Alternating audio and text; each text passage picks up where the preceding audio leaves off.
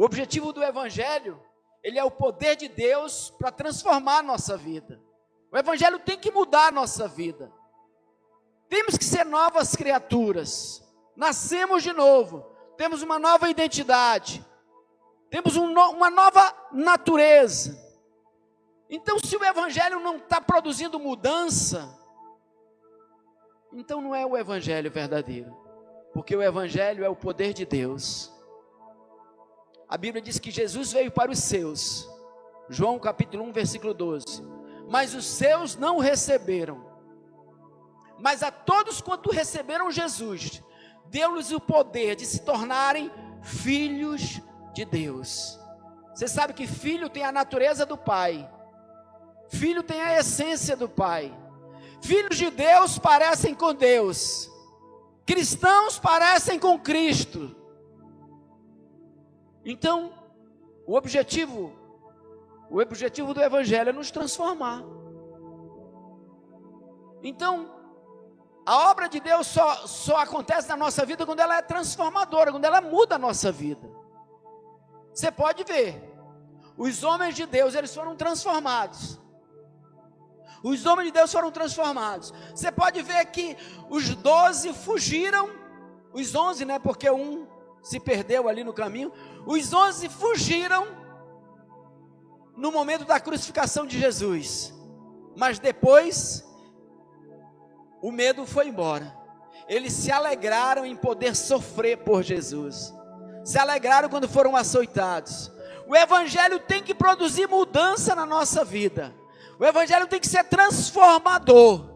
Senão não é Evangelho. Senão você não nasceu de novo. Quem não teve a vida mudada não nasceu de novo. Claro que nós estamos num processo. Ainda não alcançamos a perfeição. Mas uma coisa fazemos, diz o apóstolo Paulo: esquecendo-me das coisas que para trás ficam e avançando para as que estão diante de mim, prossigo para o alvo, para o prêmio da soberana vocação. Ele diz, não que sejamos perfeitos, mas estamos em busca dessa perfeição. Amém, querido? Então o Evangelho tem que mudar a nossa vida. Se você é cristão, você tem que ser parecido com Cristo. Você tem que ser a imagem e semelhança de Cristo. A Bíblia diz que assim como Ele é, nós somos. Temos que ser parecido com Jesus. Amém, querido? E eu quero falar hoje de um tema, resiliência e graça. Resiliência e graça.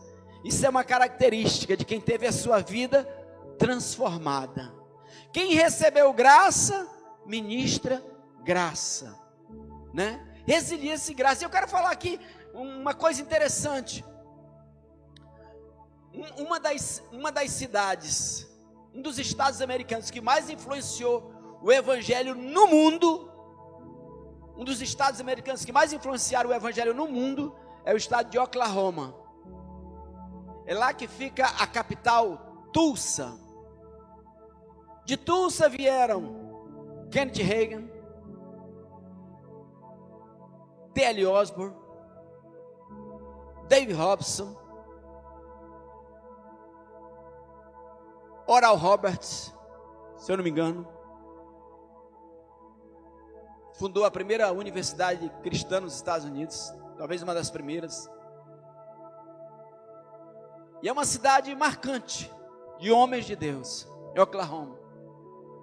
E alguns anos atrás lá teve um atentado terrorista. E lá tem uma árvore, um olmo, que ela é muito famosa. Ela tem 80 anos. E as pessoas vão lá em Tulsa para ver essa árvore, para tirar foto perto dessa árvore. É o símbolo mais sagrado da cidade de Oklahoma. É uma árvore, um vasto olmo norte-americano de 80 anos, que faz muita sombra. Turistas percorrem quilômetros para vê-lo. Pessoas posam para fotos debaixo dele. Arboristas cuidadosamente o protegem. Ele enfeita pôsteres e papéis de carta. Outras árvores ficam maiores, mais cheias e até mais verdes, mas nenhuma recebe o mesmo carinho. A cidade valoriza a árvore não por sua aparência, mas por sua resistência. Ela é uma árvore que tem 80 anos. E alguns anos atrás, ela sofreu um bombardeio, porque um terrorista chamado Timothy McVeigh, você lembra do atentado em Oklahoma? Quantos ouviram falar? Que acompanham o noticiário. Teve um atentado lá em Oklahoma. Um terrorista explodiu um carro-bomba. 168 pessoas morreram. 850 ficaram feridas. E esse atentado ocorreu próximo dessa árvore. E essa árvore foi atingida pelo atentado, por essa explosão. E ela resistiu. Deixa eu ler aqui, ó. Ela resistiu aos bombardeios sofridos por aquela cidade. Timothy McVeigh estacionou seu caminhão-bomba a apenas alguns metros dela. Sua maldade matou 168 pessoas e feriu outras 850. Destruiu o edifício federal Alfred Murrah e cobriu a árvore de escombros. Ninguém esperava que ela sobrevivesse. Ninguém, na verdade, parou para pensar na árvore coberta de pó e sem galhos. No momento da explosão, ninguém pensou muito na árvore. Mas ela ficou completamente destruída ali naquele momento. Até que ela começou a brotar de novo. Brotos passavam espremidos por sua casca destruída. A vida ressurgiu de um campo marcado pela morte. As pessoas perceberam. A árvore era um modelo de resiliência que as vítimas desejavam. Por isso, eles deram um nome ao olmo: a árvore sobrevivente. Amém, querida? Na vida somos assim. Somos resistentes. Somos resilientes. Temos que estar preparados para a guerra, para a batalha. Amém, queridos? Eu estava conversando com nossos pastores aqui, Agno e Eric, e a gente estava falando, né, dessa coisa de morar só, né, de viajar, de ir para outro estado. E em 1994, eu me mudei daqui, eu fui para o Rio Grande do Sul, e ficou lá só eu, um jovem ainda de 32 anos, a minha esposa com 28, e duas crianças pequenas. E eu fui morar lá no sul do país. Eu era técnico do Tesouro Nacional e de repente fui ser procurador federal, sem nunca ter atuado nessa área, sem ter experiência nenhuma. E estava eu lá, estávamos nós lá, uma família, no sul do Brasil, num clima totalmente diferente do daqui, em tese sozinhos, e foram momentos foi uma nova experiência, né? Comentando com o pastor Eric, que talvez ele tenha que ir embora daqui a pouco também para Brasília. E aí, tem aquele momento, né? Já pensou, você viveu a vida toda perto dos seus pais, perto da sua família, de repente você tem que ir para outro estado, para um lugar bem distante, com sua família, e aí, como diz na gíria, né? É você e Deus. É um tempo de uma nova experiência. E eu estava comentando, mas é um tempo de aprendizado, é um tempo de maturidade.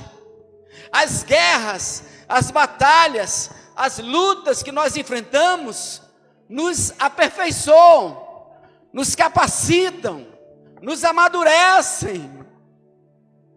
E foi esse o tempo. Eu estava contando a experiência da primeira audiência que eu tive no interior lá, nunca tinha participado da audiência, e de repente eu saí de uma função técnica para uma função de procurador federal, e foi um momento difícil para mim, nunca tinha participado de uma audiência, nesse momento sozinho, com a minha família em outro estado, e tudo isso Deus vai nos trazendo experiências, nos amadurecendo, amém, querido? Então, as guerras, as lutas que você enfrenta, não é para te destruir, é para te capacitar, é para te fortalecer, é para te fazer um vencedor, amém? Assim como esse olmo, essa árvore de Oklahoma, ela resistiu a esse atentado e ela renasceu. Cara, a analogia que a Bíblia faz da árvore é muito bonita, né? Tem um texto, eu acho que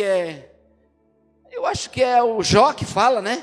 Da árvore, que ele diz: há esperança para a árvore, porque mesmo cortada, aí tem a canção: ao cheiro das águas brotará, como planta nova florescerá,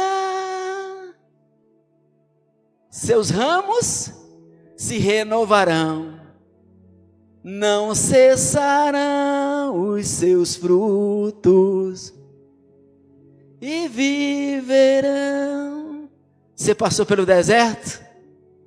Você passou pela escassez, pela sequidão? Alguns pensavam que você tinha acabado, que morreu, que não há mais jeito para você, que acabou. Não, ao cheiro das águas da presença de Deus, você vai florescer de novo, e você vai viver os melhores anos e melhores tempos da sua vida, amém, querido?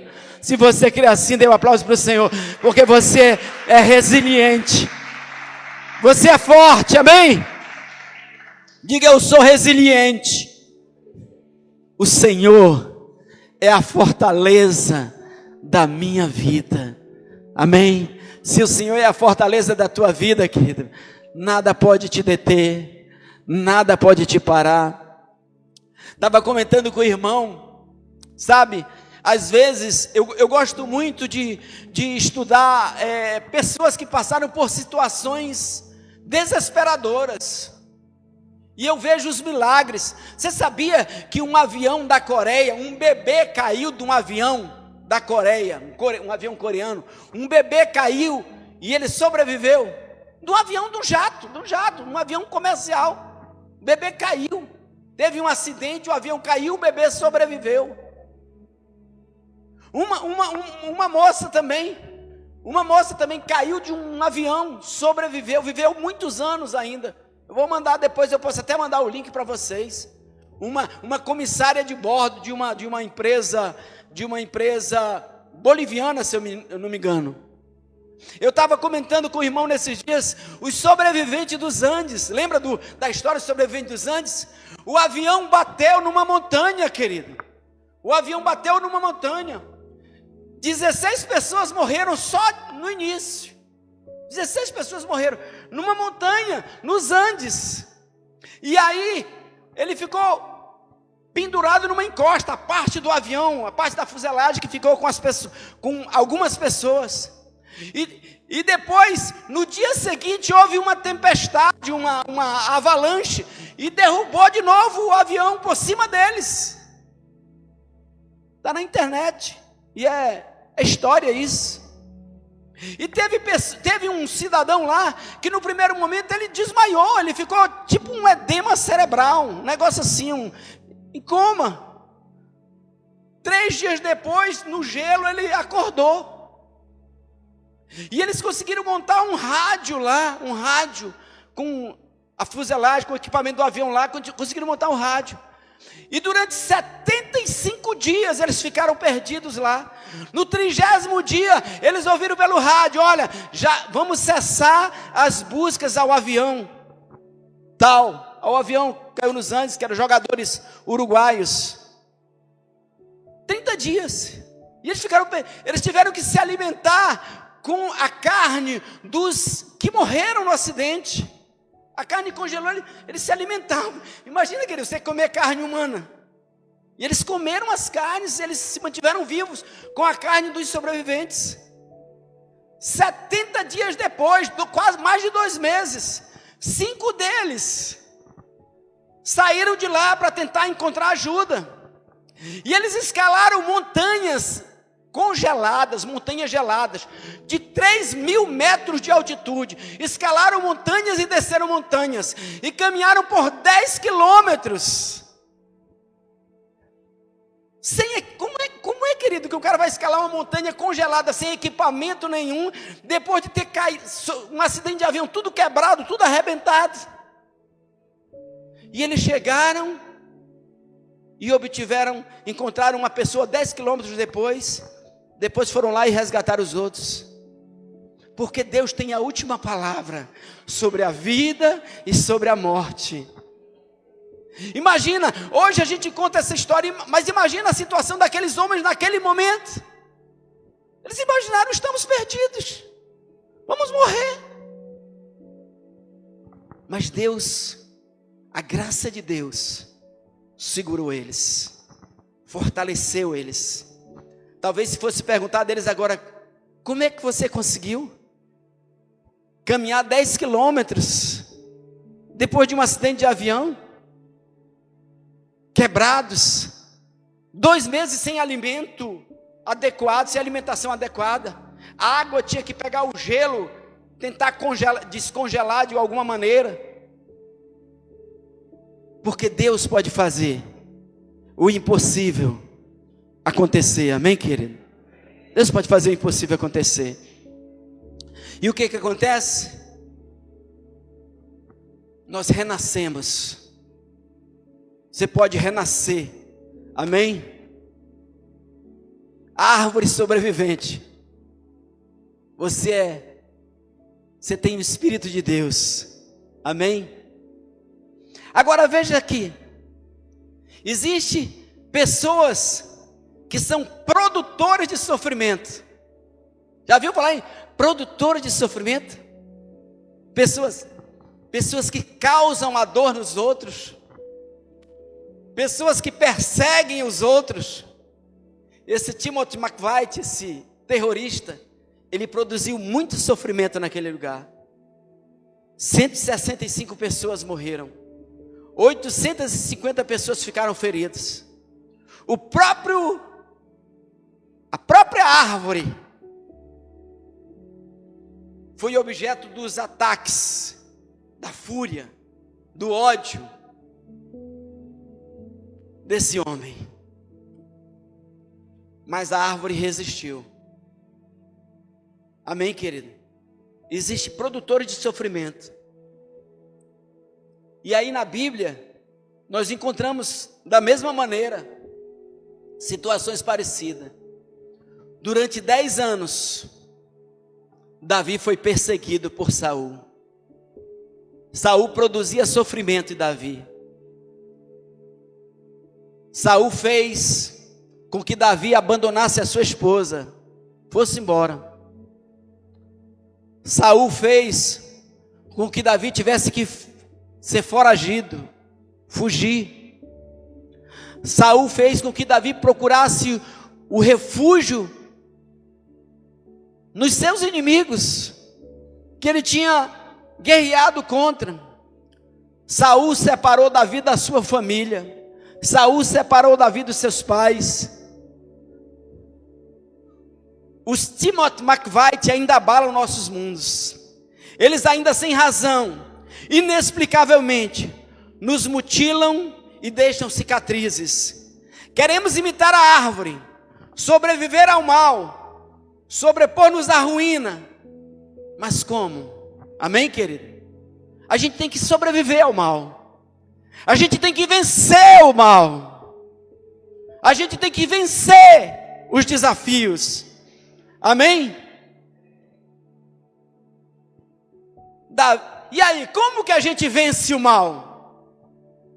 Como que a gente vence os McVeighs da vida? Como que a gente vence os Sauls da vida? Saul perseguiu Davi durante 10 anos. Fez Davi sofrer durante 10 anos. Davi foi para o deserto. Vocês conhecem essa história? Vocês sabem, né? Saul foi um perseguidor implacável de Davi. E aí? Davi pode nos dar algumas ideias. Como vencer o mal? Davi pode nos dar alguma ideia. Como vencer o mal? Como vencer os McVeighs da vida? Como vencer os Sauls da vida? Como tratar as pessoas que nos perseguem muitas vezes? Como vencer o sofrimento? Como não deixar se vencer pelo mal? Como vencer o mal com o bem? Vocês já ouviram falar nisso? Você sabia que isso é um mandamento cristão? Sabia que Jesus disse, vença o mal com o bem? Sabia que Jesus disse, orai pelos que vos perseguem? Abençoai, não amaldiçoeis. Isso é o Evangelho. Vai na maioria dos crentes hoje, que todo mundo quer olho por olho, dente por dente.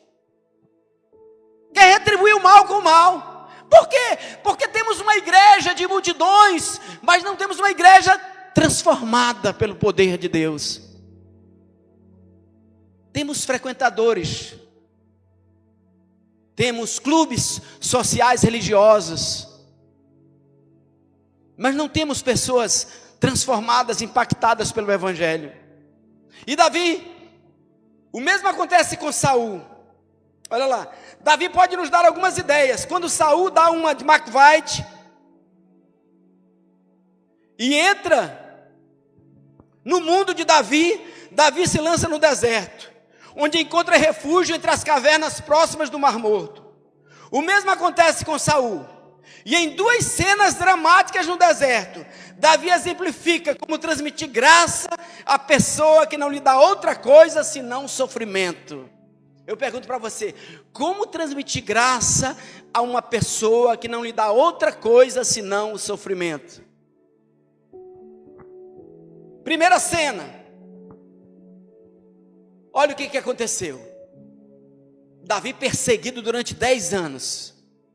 Davi é o cara. É por isso que ele é o homem segundo o coração de Deus. Ele é um homem quebrantado. Ele é um homem que teme ao Senhor. Ele é um homem que teme ao Senhor. E temer ao Senhor não é ter medo de Deus, não. Temer ao Senhor é se apartar do mal. Temer ao Senhor é se apartar do mal. E aí, primeira cena. Você conhece. Saul faz sinal para que seus homens parem. Vamos lá, primeira cena. Eles param. Saul está perseguindo Davi. Ele está com 3.000 soldados. Eles param de marchar enquanto seu rei desce do cavalo e sobe a encosta da montanha. Dá para fritar um ovo no chão, na região do deserto de Engedi. Estão num deserto. Os raios do sol ferem como punhais o pescoço dos soldados. Lagartos alojam-se por trás das pedras. Escorpiões ficam na lama. E cobras como Saul procuram descanso na caverna. Saul quer aliviar. Saul entra na caverna para fazer suas necessidades. Davi e seus soldados estavam bem no fundo da caverna. Isso está lá em 1 Samuel 24:3. Eu não vou colocar aqui para a gente não demorar. Com os olhos embaçados por causa do sol do deserto, o rei não consegue perceber os vultos silenciosos que se alinham nas paredes. Mas você não sabe que eles veem o rei. Enquanto Saul atende ao chamado da natureza, para fazer necessidade, inúmeros olhos arregalam-se. A mente desses homens voa e as mãos estendem-se para pegar lanças. Um golpe da espada levará a tirania de Saul ao fim, e eles não terão mais que fugir. Mas Davi faz sinal para os seus homens se contenham. Ele esgueira-se pela parede, desembainha sua faca e corta não a carne, mas o manto de Saul. Davi então volta para o fundo da caverna. Os homens de Davi não podem acreditar no que seu líder fez, nem o próprio Davi. Contudo, seus sentimentos não refletem os de seus homens. Eles acham que ele fez muito pouco. Ele acha que já fez coisa demais. Em vez de tripudiar, ele arrepende-se. Mas Davi sentiu bater-lhe o coração de remorso por ter cortado uma ponta do manto de Saul. E então disse a seus soldados: olha, alguém não entendeu? Saul está entrando na caverna. Ele está com dor de barriga. Só que o grupo de Davi já estava dentro da caverna, mais lá no fundo da caverna. A caverna era escura, não era iluminada. Os soldados de Davi dizem: pronto, chegou a oportunidade, vamos derrotar Saul, vamos matá-lo, vamos acabar com a tirania. E Davi diz: calma, eu estou no comando aqui. E Davi consegue se aproximar de Saul, e em vez de meter a espada em Saul, ele corta só um pedaço do manto de Saul. Os soldados, rei, Davi, o que tu fizesse? Por que tu não acabasse com ele? Deus o entregou nas nossas mãos. E ele ficou, meu Deus, eu cortei um pedaço do manto do rei. Eu cortei um pedaço do manto do rei. E olha o que ele diz. Em vez de tripudiar, ele se arrepende. Mas Davi sentiu bater-lhe o coração de remorso por ter cortado uma ponta do manto de Saul. E então disse a seus soldados, que o Senhor me livre de fazer tal coisa, e o meu Senhor de erguer a mão contra ele, pois é ungido do Senhor. Sabe, Davi tinha plena consciência que quem tinha o poder sobre a vida de Saul era Deus. Aí vamos lá, transmitindo graça. Mais uma vez, pensamos nas coisas que promovem dor em nossa própria vida. Agora vamos trazer para nós hoje, nossa própria vida. Uma coisa é transmitir graça aos amigos, mas transmitir graça àqueles que nos causam sofrimento, você conseguiria? Uma coisa é ser bom com quem é bom com a gente. Uma coisa é ser bom com a nossa família. Meu irmão, até os bandidos, os criminosos, eles são bons com a família dele. Tu é bom com a tua família, não é muito mérito não. Jesus disse isso. Até os ímpios são bons com a família deles. O que diferencia, o que mostra Cristo em nós, é nós sermos bons com quem é mal com a gente. É nós pagarmos o mal com o bem. Como Davi, antes de Jesus, já teve esse entendimento. Talvez você pudesse. Algumas pessoas parecem ser agraciadas com glândulas de misericórdia. Elas escondem perdão, sem nunca guardar rancores ou revelar suas feridas. Para outros de nós, ou para a maioria de nós, é difícil perdoar nossos Saúls. É difícil perdoar os seus Saúls? Perdoamos os que nos ofendem uma vez, lembre-se. Repudiamos os que tomam a nossa vaga no estacionamento, os que não honram compromissos, e até os que batem carteiras. Podemos passar batidos pelos pequenos defeitos, mas e os crimes capitais? É fácil perdoar pequenas coisas, não é verdade? Mas as coisas mais graves, os que nos ofendem de novo, os Saúls que levam nossa juventude, nossa aposentadoria ou nossa saúde. Se um patife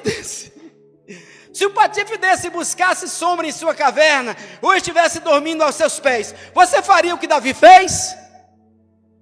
Você conseguiria perdoar o canalha que o machucou? Não conseguir fazer isso talvez seja fatal para você. Não perdoar é fatal para quem não perdoa.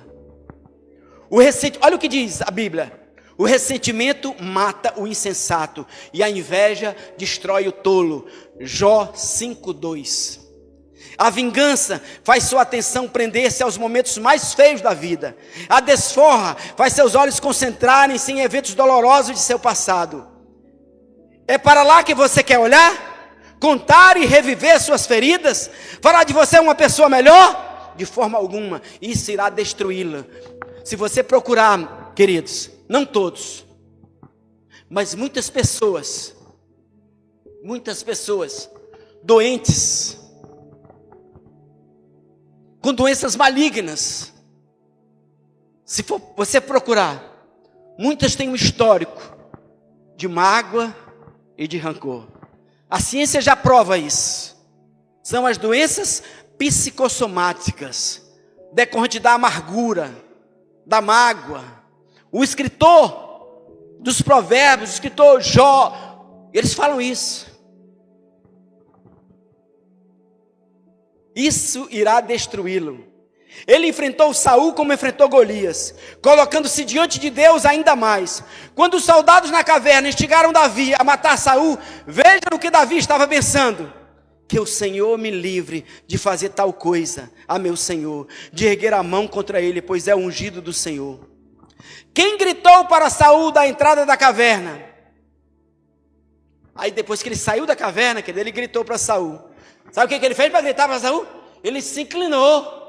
Majestade, Davi inclinou-se, rosto em terra. Depois reiterou sua convicção: não erguerei a mão contra o meu Senhor, pois ele é ungido do Senhor. 1 Samuel 24:10. Na segunda cena, durante o ataque ao acampamento de noite, Davi manteve sua convicção: quem pode levantar a mão contra o ungido do Senhor e permanecer inocente? Depois teve outra oportunidade, querido. Davi teve outra chance.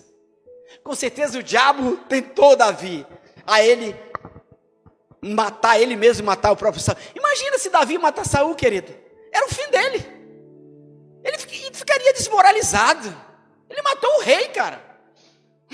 Para Deus, Davi era o rei, mas para o povo, Saul era o rei. Um cara que mata o próprio rei é um traidor. Ele teria perdido tudo, sabia? Sabe que ele teria perdido tudo? Ele esperou que Deus o colocasse lá. Ele entregou a justiça dele para Deus. Olha lá. Quando Davi gritou, nessas duas cenas contém 6 vezes em que Davi chamou Saul de ungido do Senhor. Você consegue pensar em outro termo que Davi poderia ter usado? Qual era o outro termo que Davi poderia ter usado para Saul? Tantos outros, né? Podia ter chamado Saul de desmancha prazeres, miolo mole. Mas não, a mente de Davi, ele não via Saul como inimigo, mas via Saul como o ungido do Senhor. Recusou-se a ver o homem que o fazia sofrer como algo menos que um filho de Deus. Davi não aprovou o comportamento de Saul. Ele simplesmente reconheceu quem é o dono de Saul. Deus. Davi filtrou o que via acerca de Saul. Usando a peneira do céu, o rei ainda pertencia a Deus. E isso deu esperança a Davi. Seus inimigos ainda figuram no plano de Deus, querido. Seus inimigos ainda estão no plano de Deus. Deus não pode mudar a vida do homem que tu tem raiva, de uma pessoa que tu não gosta, de uma pessoa que te tratou mal. Deus não mudou a nossa vida, querido. A obra de Deus ainda não terminou, né? Quantos... A Bíblia diz que Deus escolheu as coisas loucas do mundo. A maioria dos crentes eram totalmente perdidos. A maioria dos crentes não teriam nenhuma oportunidade se fossem julgados pela aparência humana. A igreja, o céu, vai estar cheio de gente que era totalmente perdida. Na verdade, os bonzinhos, os certinhos, eles confiam na justiça própria deles. Então, se você quer matar, destruir alguém que não entende como você entende, você pode estar tirando pessoas do céu e levando para o inferno. Você está trabalhando contra o reino. Os seus inimigos ainda figuram no plano de Deus. O pulso deles é a prova, não é verdade? E os seus inimigos, a gente só pensa em inimigo. Meu irmão, a tua mulher, olha, o que mais a gente recebe é gente ligando. A gente está trabalhando com outro colega advogado aí. Divórcio. Meu marido é meu inimigo, minha mulher é minha inimiga. Inventários. Não, meu irmão é meu inimigo. O irmão quer me roubar. O irmão. A gente não precisa ir longe, não, querido. As pessoas estão se matando na família. Como se a gente sempre pensa que parece que Deus está só com a gente. Seus inimigos ainda figuram no plano de Deus. O pulso deles é a prova. Deus não desistiu deles. Talvez eles estejam fora da vontade de Deus, mas não estão fora do alcance de Deus. Você honra a Deus quando vê, não como fracassos de Deus, mas como projetos de Deus. Amém?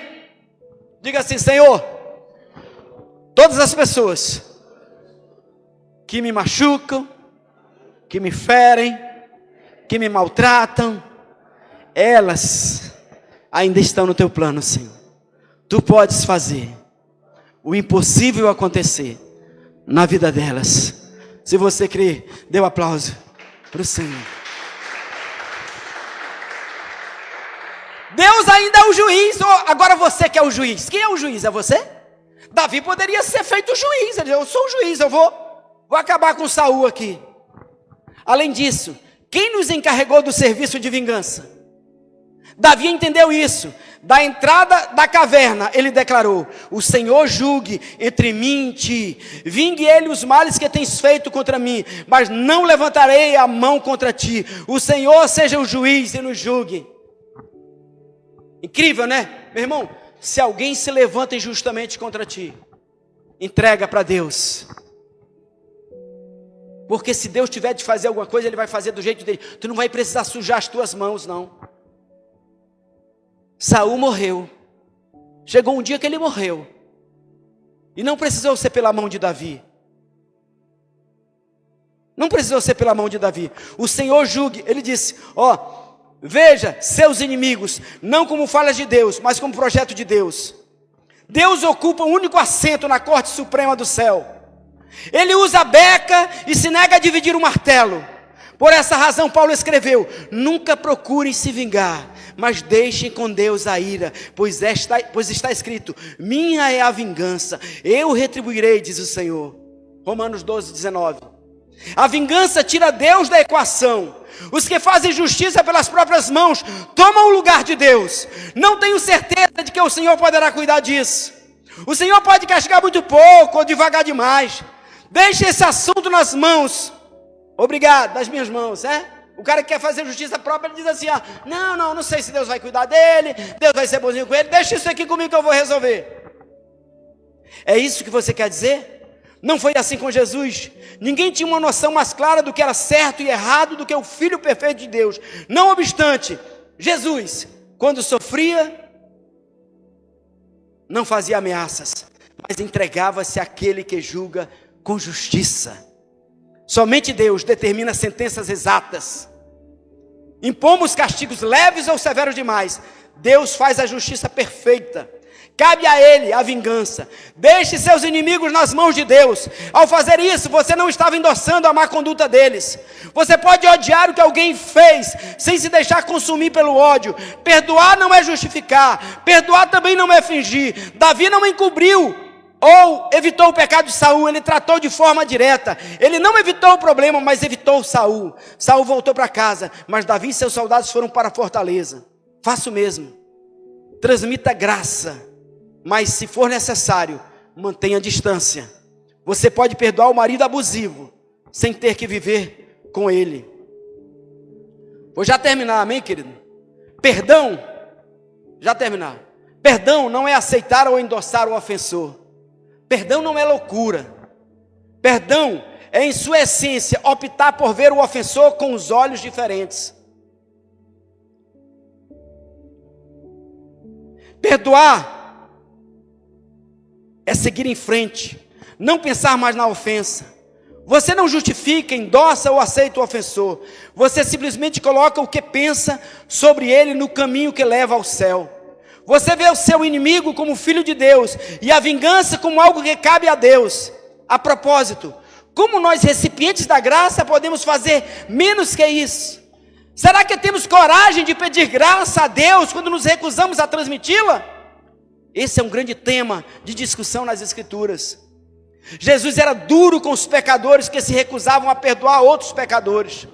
Você se lembra da história que Jesus contou sobre o servo cuja dívida de milhões acabara de ser perdoada, que se recusou a perdoar uma dívida de alguns reais? Ele provocou a ira de Deus. Quem busca a vingança provoca a ira de Deus. Diga assim, quem busca a vingança provoca a ira de Deus contra você mesmo, contra quem busca a vingança. Contra si mesmo. Diga assim, quem busca vingança provoca a ira de Deus contra si mesmo. Ele provocou a ira de Deus. Servo mau, cancelei toda a sua dívida. Você não devia ter tido misericórdia, como eu tive de você? Mateus 18, 32, 33. Em suma, para terminar, transmitimos graça, porque recebemos graça. Sobrevivemos, porque imitamos a árvore. sobrevivente. Nossas raízes vão além da área que foi atingida por bombardeios. Usamos a umidade que vai além da explosão. Cavamos cada vez mais fundo, até extrairmos umidade da misericórdia de Deus. Nós, como Saul, recebemos graça. Nós, como Davi, podemos transmiti-la gratuitamente. Amém, querido? Nós vamos ceiar, imagina. A ceia é isso, querido. A ceia é isso. É todo dia a gente lembrar que, olha, aqui era como se Cristo estivesse crucificado aqui. Esse pão representa o corpo de Cristo, que foi moído pelas nossas... É por isso que esse pão está cortado. É por isso que ele é mastigado nos nossos dentes. Os nossos dentes moem o pão, mastigam o pão. E nós bebemos o sangue de Jesus. Aqui temos um sacrifício. Na verdade, a simbologia da ceia é isso, é um sacrifício. É dizendo, não se esqueça. Jesus dizendo para nós, não se esqueça, eu morri por você. Você não era nenhum santo. Você não era nenhuma coisinha boa. Você não era nada de bom. Mas eu dei a minha vida por você. Eu sofri por você. Eu dei a minha vida. Eu amei vocês. Com seus erros, com seus defeitos, com as suas falhas. E eu morri. Eu neguei-me a mim mesmo. Eu neguei-me a mim mesmo.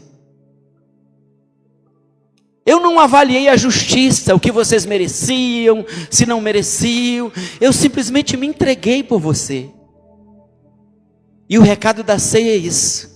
Faça o mesmo. Morra. Negue-se a si mesmo. Assim como eu dei a minha vida pela salvação de muitos. Dê a sua vida.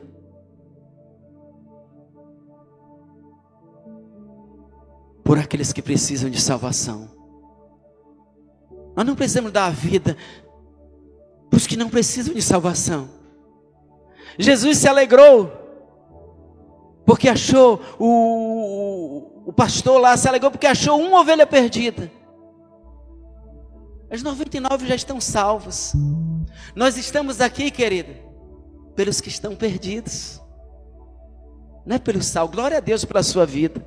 Você já é salvo. Você já é salvo.